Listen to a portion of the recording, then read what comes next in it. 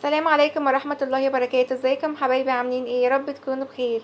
النهاردة هنعمل مع بعض كيك هش وطري مرتفع. بس قبل ما ندخل الفيديو حابة اطلب منكم انكم تعملوا لايك وشير واشتراك في القناة وتفعيلوا الجرس عشان يوصلك كل جديد. يلا نسمي الله ونبدأ الفيديو. اول حاجة ببولة هنزل بثلاث بيضات ويكونوا بدرجة حرارة الغرفة، وهضيف عليهم فانيليا. هضرب البيض والفانيليا كويس قوي مع بعض.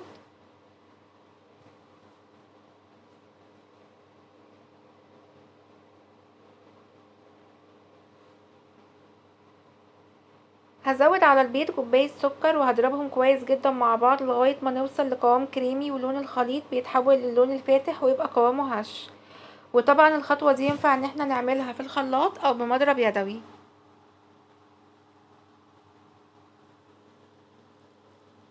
وهضيف كمان نص كوباية من الزيت.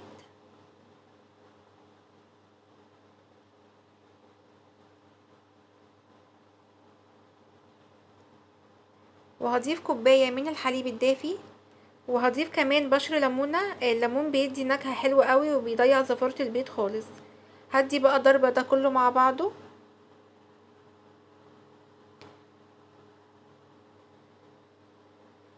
وهزود كمان عصر ليمونية كاملة.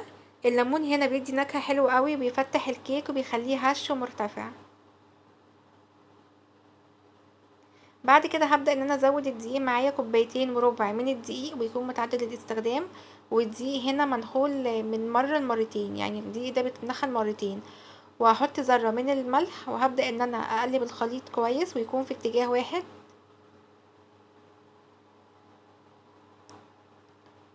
وما نقلبش خليط الكيك ده كتير. اول ما نلاقي ان الدقيق اختفى نوقف تقليب. تمام كده.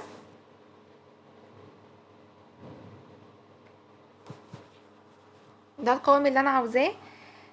في صينيه بقى دهناها زيت، ومحط لها شويه من الدقيق. هنزل بالخليط ده في الكيكه وهروح كده بخطوط رايح جاي كده بحيث لو في اي هوا يطلع منها. وهبدها كده هبدتين. هدخلها على فرن سخن، درجة حرارة 180 على رف اوسط. اخدت مني 40 دقيقة في الفرن وطلعتها وعملت لها تيست بالشكل دوت كده. ولقيتها ان هي ما شاء الله استوت. سبتها بردت شوية. وهنا بقى الخطوة دي اختيارية. نزلت بثلاث معالق من العسل، من عسل النحل. وهبدأ ان انا بالفرشة كده وهغطيها كلها بالشكل دوت. وهنزل عليها برشة من جوز الهند. عاوزة اقولك جوز الهند والعسل مديها نكهة حلوة قوي مع طعم الليمون. ما شاء الله، شايفين الكيك فاتح ازاي معايا؟